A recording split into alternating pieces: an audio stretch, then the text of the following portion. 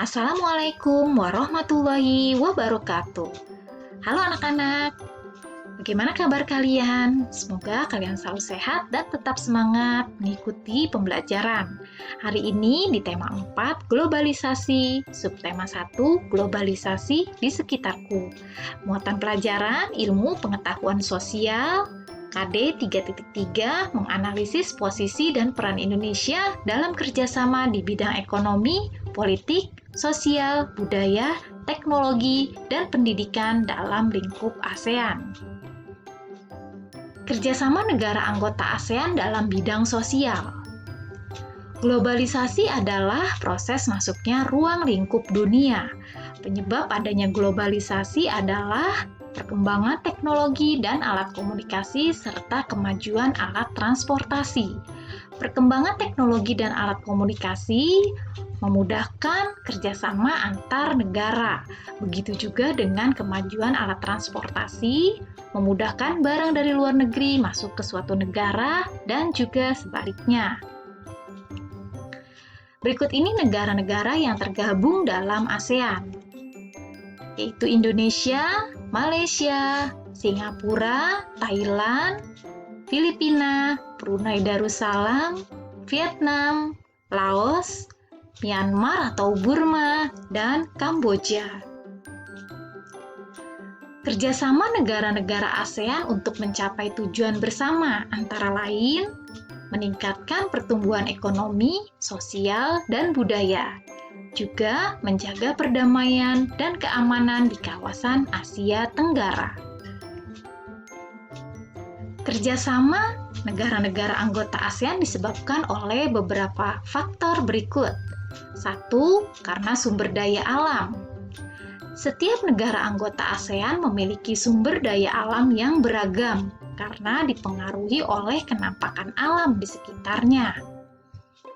Indonesia, Thailand, dan Laos memiliki kenampakan alam yang sama dan memiliki lahan pertanian luas yang menghasilkan sumber daya alam berupa padi. Kenampakan alam di Brunei Darussalam menghasilkan minyak bumi terbesar di Asia. Nah, keberagaman sumber daya alam ini yang mendorong kerjasama antar negara dengan tujuan untuk saling melengkapi kebutuhan masyarakat masing-masing negara. Yang kedua, berada dalam wilayah yang sama.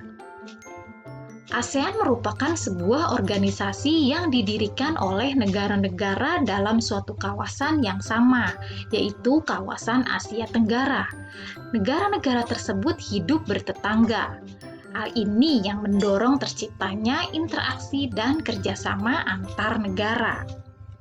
Ketiga, ilmu pengetahuan dan teknologi.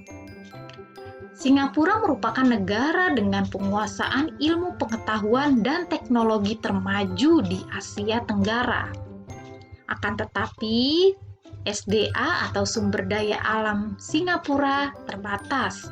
Nah, hal inilah yang mendorong Singapura menjalin kerjasama dengan negara-negara di Asia Tenggara.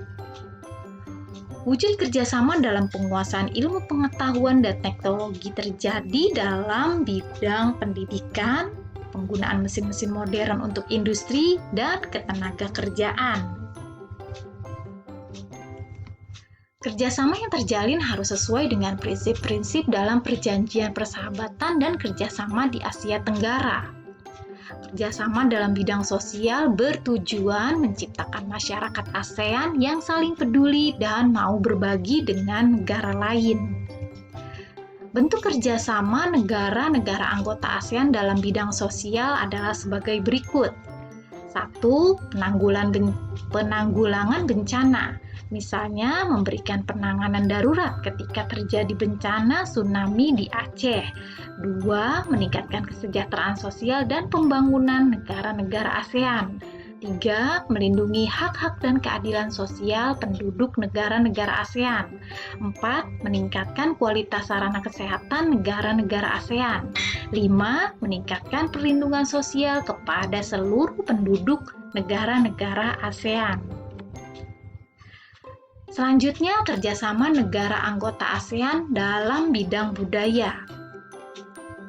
Kerjasama yang terjalin antar negara anggota ASEAN juga terjadi dalam bidang budaya.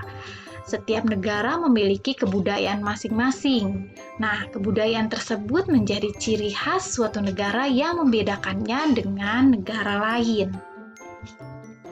Bentuk kerjasama dalam bidang budaya adalah sebagai berikut. 1. Meningkatkan jumlah tenaga ahli yang mampu menguasai ilmu pengetahuan dan teknologi. 2. Memberikan bantuan untuk meningkatkan kemampuan para ahli dalam mengembangkan sebuah penemuan yang bermanfaat untuk negara-negara di ASEAN. 3. Kerjasama dalam meningkatkan kualitas sumber daya manusia agar memiliki daya saing dunia. 4. Melakukan pertukaran pelajar antar negara ASEAN. 5. Mengenalkan budaya khas masing-masing negara. 6.